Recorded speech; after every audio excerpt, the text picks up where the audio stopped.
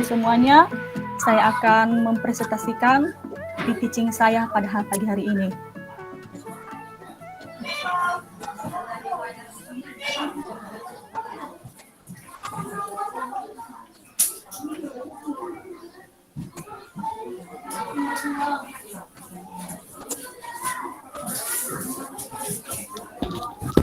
Selamat pagi anak. Jangan lupa pengamatnya Ibu Weni dan Ibu Nopa. Selamat pagi anak-anak. Selamat pagi Bu. Pagi Bu. Apa kabar? Luar biasa. Pagi Bu. Luar biasa. Yes.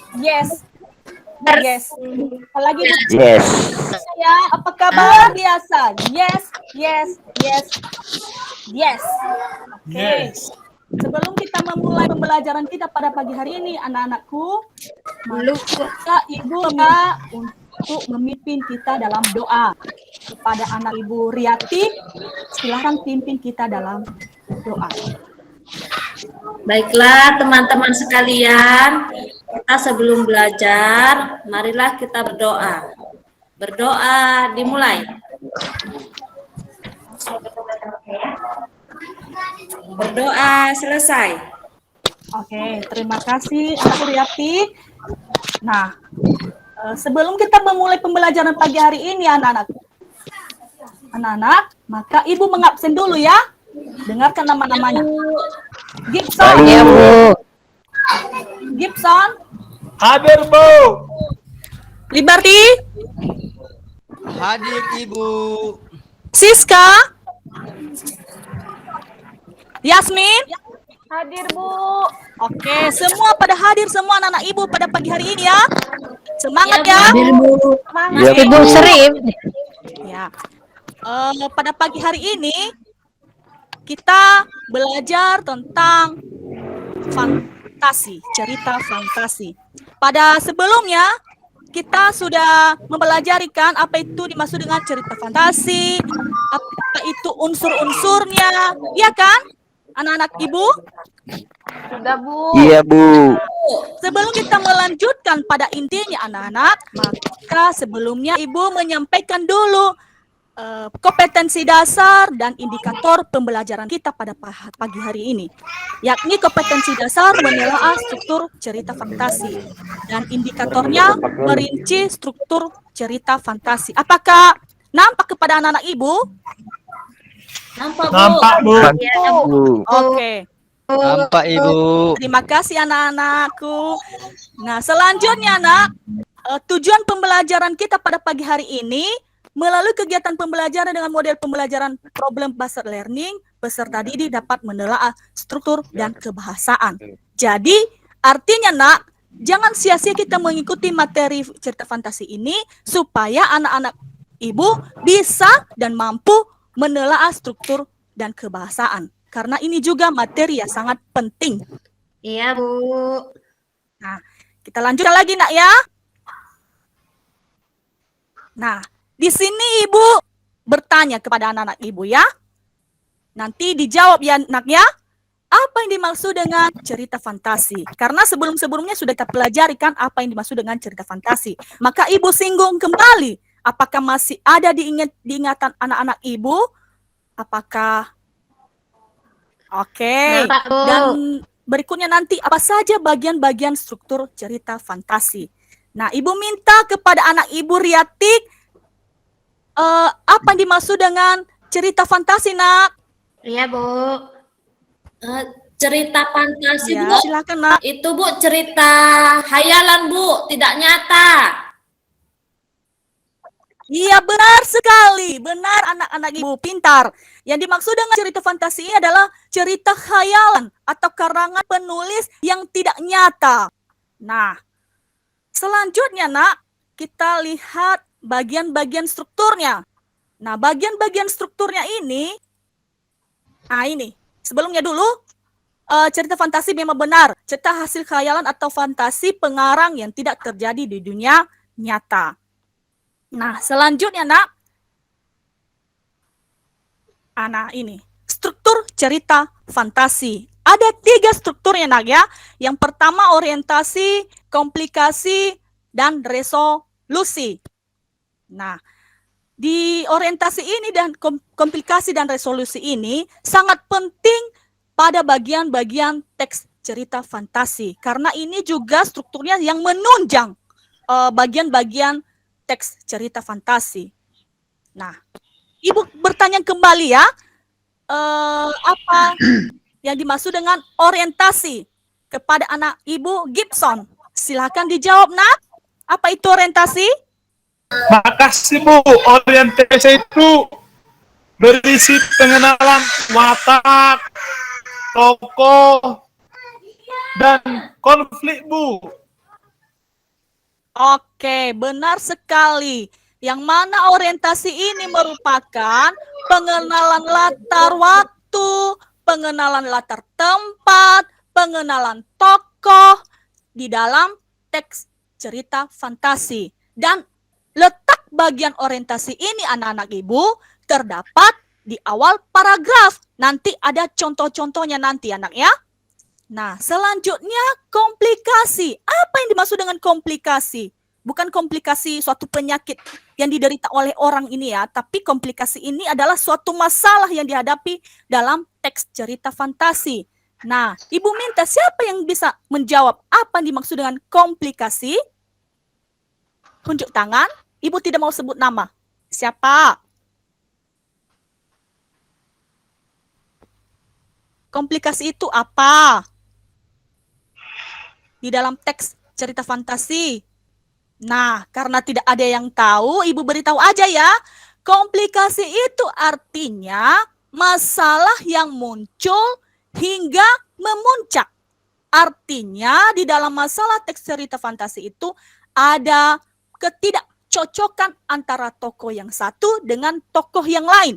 Ataupun tidak ada kedamaian di dalam teks itu. Ada pertikaian, ada perdebatan. Mungkin perdebatan pendapat, ataupun perselisihan. Ya, silakan nak.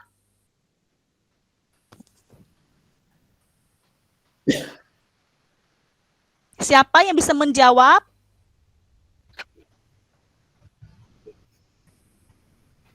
Nah, kita lanjutkan lagi nak ya. Yang struktur ketiga yaitu resolusi. Nah, resolusi ini apa maksudnya di dalam struktur cerita teks fantasi? Siapa yang bisa menjawab? Saya Bu. Ya, silakan nak. Resolusi itu semacam penyelesaian bukan Ibu? Iya, benar sekali anakku Yasmin. Resolusi itu adalah suatu penyelesaian masalah yang dihadapi tokoh. Nah, itu ya, yang dihadapi tokoh di dalam teks cerita fantasi. Jadi dicari jalan keluar, diselesaikan masalah itu, sehingga nanti masalah itu terselesaikan dengan baik. Dan para tokoh yang memiliki konflik tadi menjadi bersahabat. Itu ya anak ya. Nah, kita lanjutkan lagi. Nah, ini contoh bagian orientasi. Nah, di sini nanti ada pertanyaan Ibu ya, Nak ya. Ditentukan siapa nama tokohnya dan latarnya, karena Ibu sudah menjelaskan tadi ya apa yang dimaksud dengan orientasi. Nah, bagian orientasi itu ini hanya satu kutipan teks aja, Nak ya. Supaya anak-anak Ibu mengerti apa yang dimaksud dengan bagian orientasi itu. Nah, biar Ibu baca aja ya. Minggu pagi yang cerah, Ardi, Handi, dan Dani berada di Candi Trowulan. Mereka merupakan siswa pilihan dari sebuah SMP yang sedang melakukan tugas pengamatan untuk karya ilmiah. Nah, siapa yang bisa menjawab pertanyaan Ibu? Mana yang dimaksud dengan pengenalan tokoh? Apa latarnya, latar tempatnya, dan latar waktu? Silahkan, Ibu, anak Ibu Nuraini, silahkan jawab, Nak.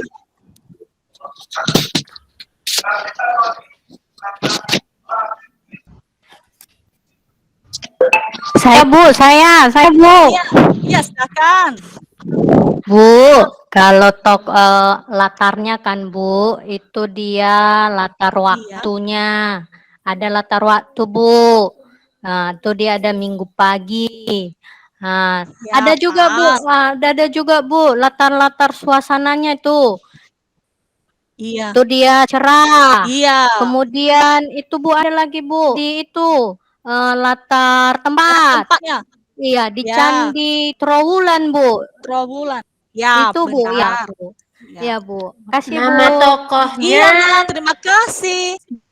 Eh, Siapa tokohnya di sini, Nak? dan Di bagian Handi orientasi ini? Ardi.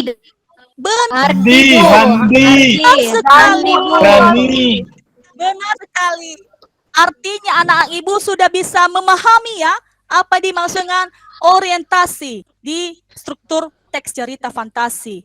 Yang mana di bagian orientasi ini adalah letaknya di paragraf pertama. Letaknya di awal paragraf pertama yang memaparkan latar tempat, latar waktu, dan nama-nama tokoh yang berperan di dalam teks cerita fantasi. Nah, sampai di sini sudah mengerti anak-anak ibu? Adalah tempat Ibu. Bu. Oke, nah kita lanjut ya. Nah, sekarang ini contoh bagian komplikasi. Nah, di bagian komplikasi ini tadi apa yang terjadi? Munculnya sebuah masalah sehingga memuncak, itu kan? Ya. Nah, ibu baca ya teksnya ya.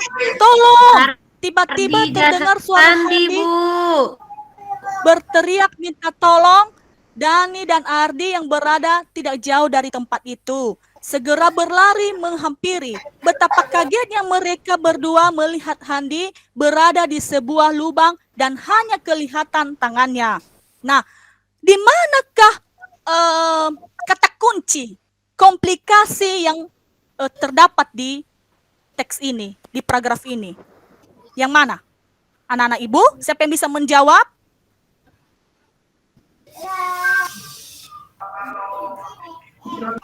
Ya, silakan. Ayo Bu.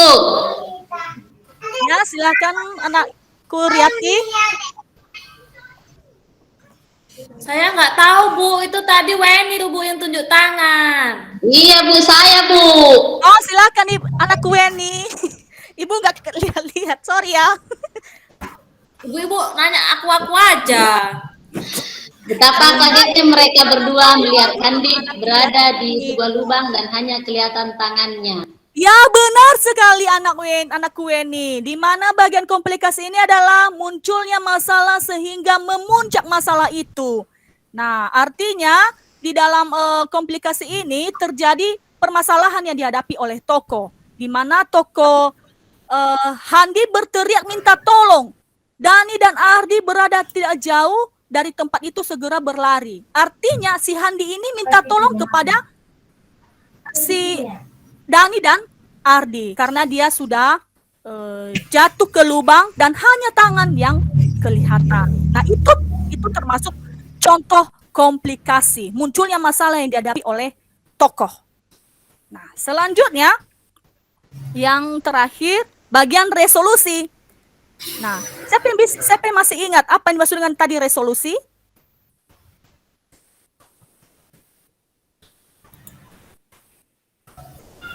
Resolusi itu tadi apa yang gue jelaskan? Nah, resolusi itu penyelesaian masalah. Ya, oke. Nah, di sini ada contohnya. Ibu baca aja ya. Selesai Dani menyelesaikan kalimatnya, terdengar dentuman keras. Boom! Seakan ada yang mengancam mereka bertiga, tiba-tiba sudah kembali di area Candi Trowulan untuk mereka melakukan pengamatan. Ketiganya mengusap mata seakan tidak percaya mereka saling berangkulan.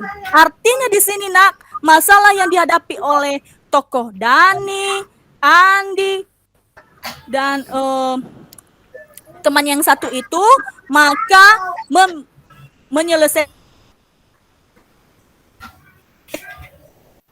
di akhir teks. Nah,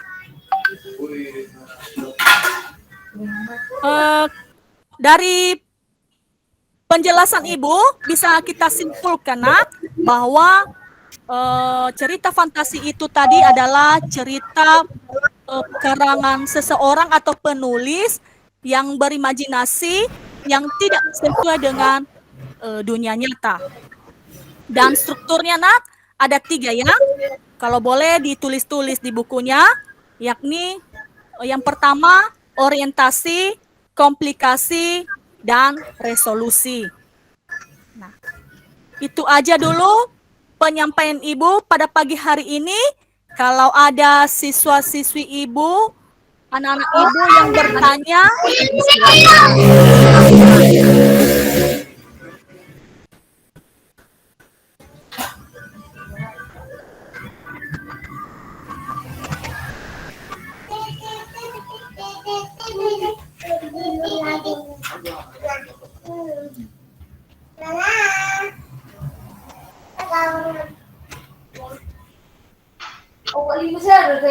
Apakah ada, nak? Tidak ada Ibu, udah jelas. Oke, kalau tidak ada, maka Ibu mengakhiri pembelajaran kita ini dan semoga pembelajaran kita ini menjadi pembahasan-pembahasan kita untuk melanjutkan pembelajaran berikutnya minggu depan. Dan akhir kata, Ibu ucapkan terima kasih. Ya, Terima kasih, Bu. Terima kasih. Bu, kita nggak ada tugas berarti kan, Bu? Ada nak, ada tugas. Oh, ada. apa itu Bu? Nah, silakan dicatat ya tugasnya. Iya. Ya Bu, tunggu Bu. Iya, Bu. Iya. Biar saya ambil pen saya dulu, Oke, Bu, ya. nak. Udah ada Iya, cas iya. saya. Bu, kirim ke WA juga ya, Bu. Iya, nanti. Sudah? Sudah, Bu. Nah. Yang pertama. 1, tuliskan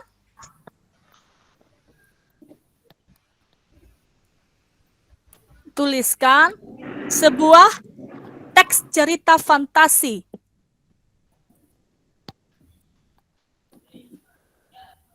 2,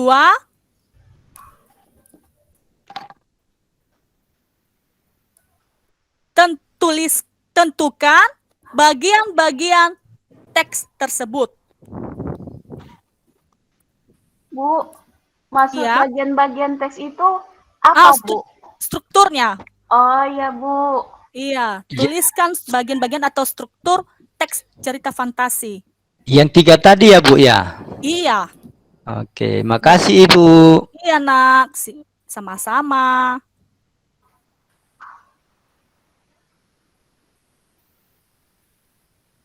Oke.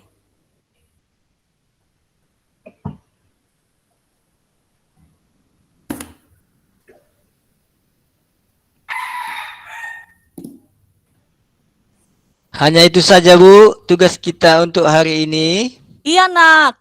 Nah, sebelum kita menutup pembelajaran kita hari ini, Ibu ada yel-yel. Boleh kan? Supaya ada semangat Bapak anak-anak Ibu untuk mengikuti pembelajaran berikutnya. Boleh kan? Boleh, Bu. Oleh Ibu. Oke, Ibu pimpin ya. Ya Bu. Oke. Semangat, tepuk tangan. Oke, salah. Tepuk tangan. Tepuk tangan, semangat, Sukses. sukses, Semua. semua. Oke. Sekali Sekali lagi lagi, ya. Bu. Gimana, Nak?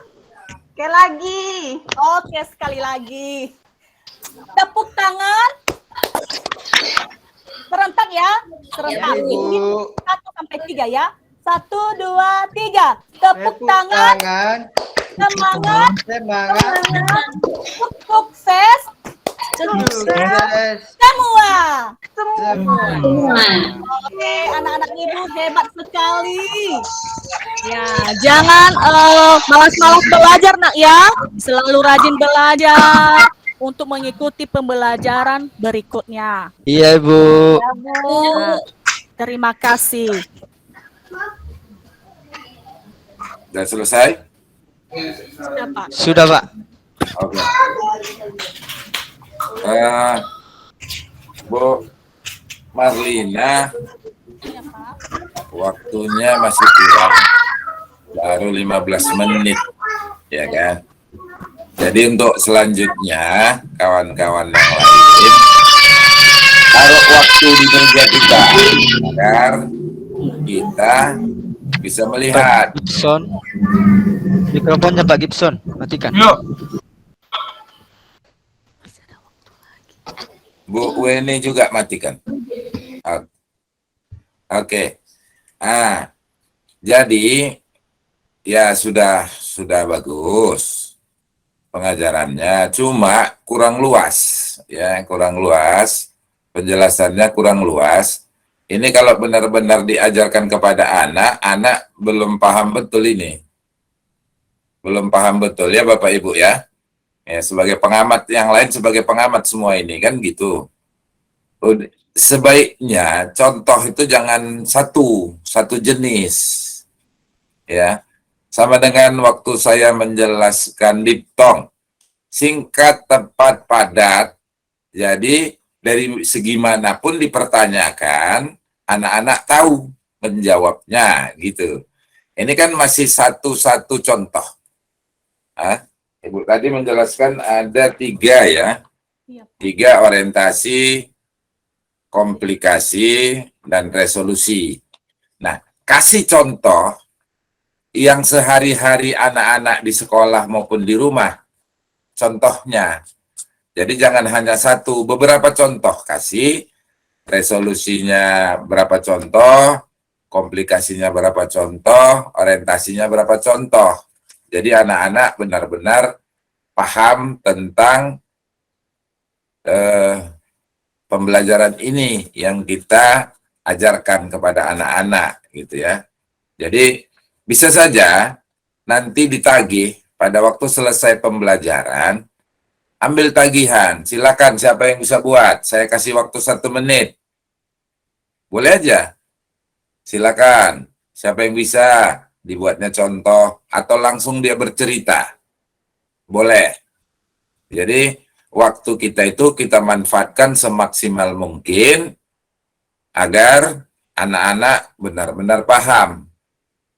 Nah, kalau kita lihat seperti ini, artinya Bu Marlina kekurangan bahan.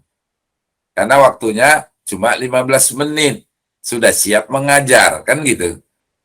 Kan banyak metode, cara, dan kiat kita untuk memberikan pembelajaran itu kepada anak-anak. Agar anak-anak ikut di dalam pembelajaran itu. Gitu. Intinya anak-anak ikut di dalam pembelajaran itu. Jadi, kalau dia tidak ikut, kalau dia tidak kita tarik untuk menjelaskan yang lain-lain, kita belum tahu apakah sudah paham atau belum. Nah, kita harus tahu setiap satu pembelajaran, satu pokok bahasan, itu kita harus mengetahui anak-anak itu paham atau belum, atau setengah, atau full belum. Kita harus tahu. Jadi untuk melanjutkan pembelajaran berikutnya, ini kan akan berkaitan dengan pembelajaran awal. Pertemuan pertama dengan pertemuan kedua kemungkinan besar ada kaitannya.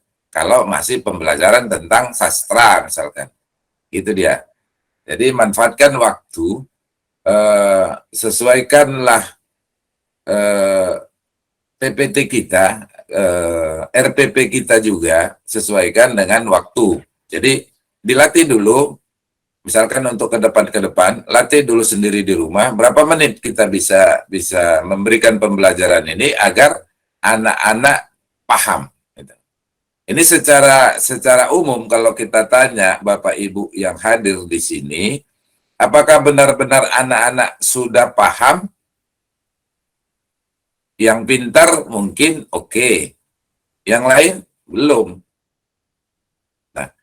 Oke lah, Bapak Ibu yang di sini nggak usah pakai sarjananya. Bapak turun jadi anak SMA. Ini SMA ya? SMP, Pak. SMP. Bapak Ibu menjadi anak SMP. Paham nggak Bapak Ibu dengan penjelasan Bu Marlina? Jawabannya sedikit-sedikit gitu ya. Kan gitu kan. Nah, jadi kita sebagai pengajar juga, kita harus duduk. Kita sebagai anak SMP kelas berapa gitu. Jadi kalau kita ngajar di SD, kita harus menjadi anak SD yang paham gitu loh. Anak SD yang mengerti situasi siswa-siswa SD. Kita jadi guru SMP, kita harus paham, kita anggap kita juga duduk di bangku anak-anak, gitu ya. Anggaplah kita duduk di bangku anak-anak, tapi kita yang mengajar. Artinya kita anak SMP yang lebih dewasa, yang bisa memahamkan kawan-kawan, gitu. Ini nggak mudah ya, mengambil ilmu ini ngomongnya enak, tapi nggak mudah. Jadi kita sebagai guru, kita anggap kita duduk di sana. Paham nggak kita kalau kita yang duduk di sana, penjelasan kita itu, gitu dia.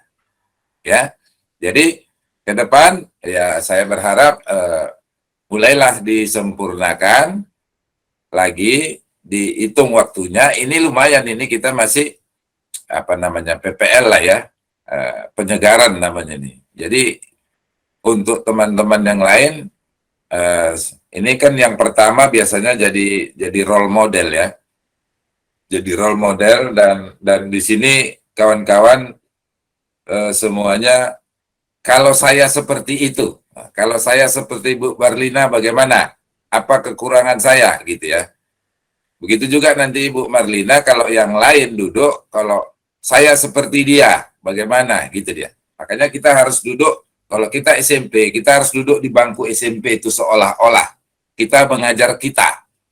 Kalau kita di SMA, kita juga harus merasa kita duduk di bangku SMA itu. Bagaimana saya menjelaskan dengan saya? Nah, kalau bisalah kita menjelaskan kepada anak-anak, gitu dia.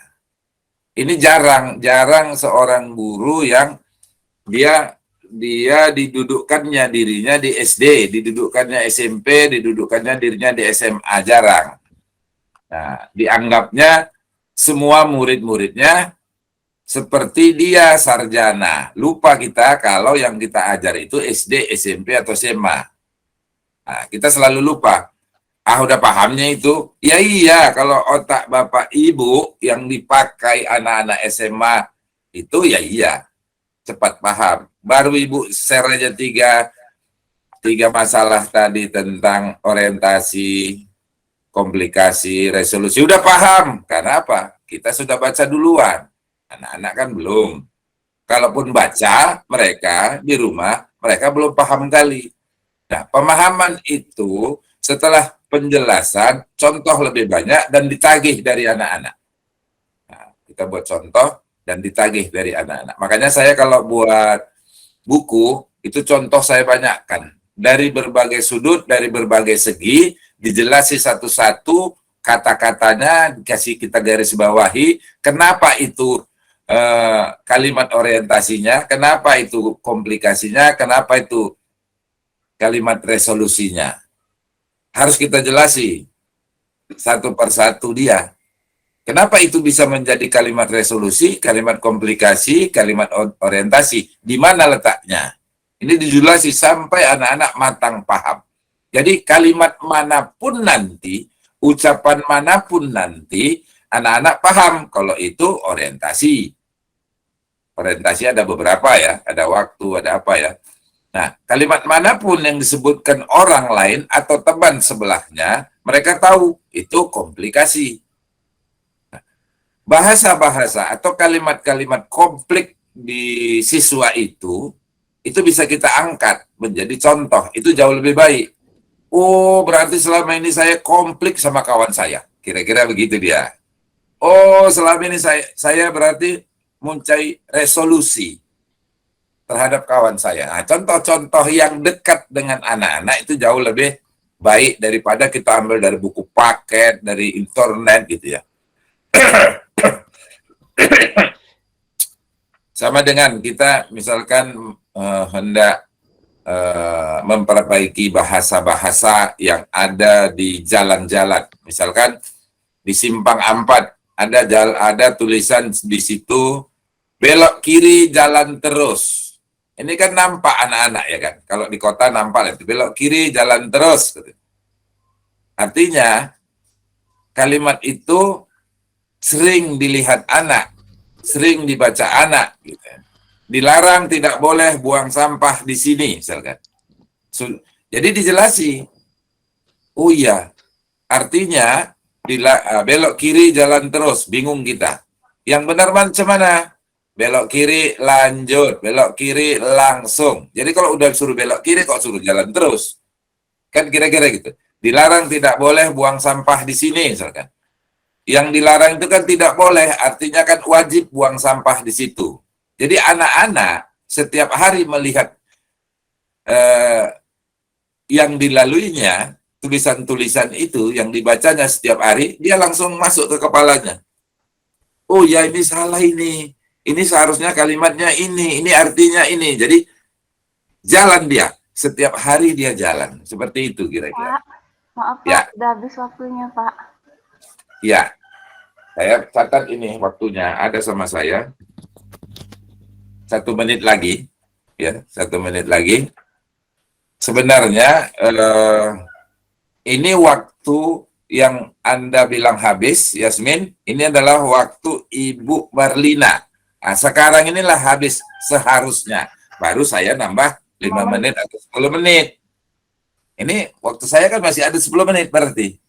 Saya menambahi waktu Marlina ini sekarang. Supaya pas time speed-nya, kan itu dia ya. Untuk kawan-kawan semua, ke depannya coba nggak usah takut, nggak usah grogi, nggak usah stres, tenang saja. Memang ini direkam, nanti kita kan bisa lihat ulang ini. Rekaman ini bisa kita lihat ulang di LMS. Di mana kekurangan-kekurangan kita di dalam memberikan pembelajaran pada anak. Itu dia. Oke. Nah, bersiap-siap atau ada komen yang lain? Ada sedikit dari saya, Pak. Ya. Oh ya, Bu Reni. Wah, syukurlah Iya. Bu Reni ada. Tetap ngikut, Pak, walaupun masih di jalan. Iya, Bu. Baik, Bapak Ibu, Bu Marlina, tepuk tangan dulu buat Bu Marlina ya. Semangatnya luar biasa. Ya. Bagus sekali, memang jadi guru tuh harus semangat mengajar ya. Ini hal yang baik, yang perlu juga ditiru, Bapak Ibu, semangat. Dengan gurunya semangat, insya Allah murid-muridnya juga semangat. Kemudian Bu Marlina, saya akan mulai dari pembuka. Nanti untuk modal mungkin sudah sampai di sekolah, biar jangan panjang kali karena waktunya 5 menit ya, mungkin untuk saya. Nah, di bagian pembuka itu Bu Marlina tadi sudah mengajak anak-anak berdoa, sudah mengecek kehadiran anak, sudah memberikan apersepsi. Nah, ini sudah bagus. Cuma saya mau menguatkan di bagian apersepsi. Tadi Bu Marlina, ini teks apa tadi? Teks cerita fantasi, Bu. Hah? Cerita fantasi ya? Iya, Bu. Atau narasi ya, teks narasi. Nah, Iya. tadi Bu Marlina sudah menyinggung bahwa anak-anak pada pertemuan sebelumnya kita belajar tentang teks narasi. Nah, kita belajar tentang unsur-unsur teks narasi. Nah, pelajaran yang kamu terima, materi yang kamu terima pada minggu lalu, pada pertemuan sebelumnya itu menjadi modal kamu untuk mampu nanti menganalisis teks narasi atau cerita fantasi. Nah, itu dikuatkan di situ, Bu. Itu yang namanya dia persepsi bahwa memang benar ada hubungan pelajaran yang lalu dengan pelajaran yang hari ini. Nah, itu ya. Baru kemudian motivasi. Nah, ini tadi motivasi itu adalah Ibu katakan anak-anak Ibu boleh dalam bentuk kalimat hari ini pelajaran kita berbasis masalah. Ibu pakai PBL hari ini? Iya, Bu. Nah, pelajaran kita berbasis masalah. Artinya anak-anak Ibu bahwa masalah itu ternyata harus kita pelajari. Supaya apa? Supaya kita menemukan bentar lagi, Ibu, bentar aja. Supaya kita menemukan solusi. Karena dalam hidup ini anak-anak Ibu, kita semuanya nggak pernah terlepas dari masalah. Dan sekarang kita belajar bagaimana mencari masalah, menemukan masalah, lalu kita akan mencari jalan keluarnya dari masalah yang kita hadapi. Nah, itu motivasi. Atau mungkin motivasi dengan Ibu memberikan tayangan atau lain-lainnya. Nah, saran saya penambahan di awal ini karena ini kan pembelajaran harus menyenangkan, memancing peserta didik, ya kan Bapak Ibu, buatlah ice breaking. Buatlah anak-anak Ibu sebelum kita mencari masalah, tapi bukan cari-cari masalah ini ya. Nah, Ibu akan buat ice breaking. Kalau Ibu mengatakan, Marina berkata, misalnya seperti itu, pegang hidungmu, tapi harus ada kalimat Marina berkatanya ya nak. Kalau tidak ada kalimat Marina berkatanya, jangan lakukan apapun, misalnya seperti itu. Jadi ketika kita, Marina berkata pegang hidungmu, Marina berkata pegang matamu, pegang lidahmu, pegang ini, seperti itu, pegang lidah, maaf. Pegang telingamu. Jadi ketika dia pegang telingamu, itu kan tidak ada kalimat Marina berkata, apakah anak-anak konsentrasi, ini sudah latihan konsentrasi sebelum kita masuk ke materi selanjutnya. Nah, seperti itu Bu Marina di bagian pembuka, juga untuk Bapak Ibu yang lain masukan dari saya untuk memancing perhatian peserta didik ke saya, karena awal sekali kita berdiri di depan kelas itu adalah poin utama menurut saya. Untuk apa? Untuk menarik perhatian peserta didik. Kita harus mampu mencuri perhatiannya agar fokus kepada kita. Kemudian di akhir tadi penutup, jangan lupa meminta anak-anak memberikan evaluasi dari pelajaran hari ini, apa yang kamu dapatkan dari pelajaran hari ini, apa kesimpulan yang kamu dapatkan dari pelajaran hari ini, apa refleksi yang kamu bisa berikan pada pelajaran hari ini. Nah, seperti itu. Jadi dari saya ini aja dulu Pak Ali, ini mau lanjut lagi perjalanan menuju ke sekolah. Nanti saya tetap akan mengikuti, cuma masih mematikan kamera. Semangat Bapak Ibu yang lain ya. Iya, Bu. Assalamualaikum. Terima kasih, Bu. Terima kasih, Bu. Nah, baiklah. Untuk penutup kita beri aplaus dulu kepada Bu Marlina Gulong. Mantap. Sebenarnya udah mantap Bu Marlina, udah mantap, bahasanya udah bagus ya. Cuma waktu dan penutup tadi yang seperti kata Bu Reni tadi ya. Iya, Pak. Jadi Anda sebagai role model nih, karena pertama maju, apapun ceritanya yang pertama itu menjadi ukuran. Nanti kawan-kawan lebih baik atau di bawah Anda, tinggal itu aja ini. Ya, jadi role model. Oke? Iya, Pak. Selanjutnya silakan bersiap-siap. Siapa? Saya, Pak. Iya, silakan.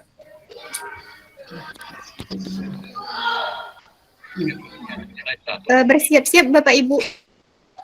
Berikutnya Bu Sisa ya. Bu Nopa. Yang kedua Bu Weni. Yang ketiga Ibu Nopa. Ya Bu, saya Bu. Sila. Silakan Bu Weni.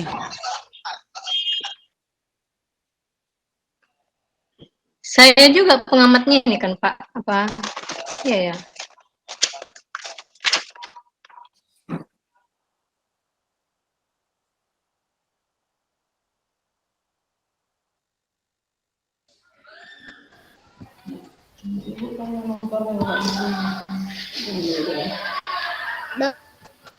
Bapak Ibu. Ya. Selamat pagi Bu. Bu Iya, Bu. Weni. Iya Bu. Saya Bu. Bu Weni, ini saya Iya. stop record dulu ya Bapak Ibu. Nanti Bu Weni bisa mulai saat rekaman muncul di sebelah kiri atas ya. Oke Bu, oke. Stop dulu Bu Teri.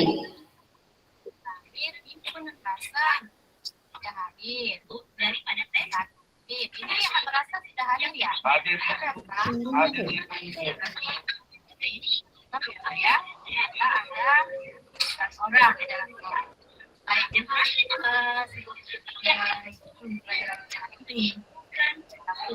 dengan yang kita silakan.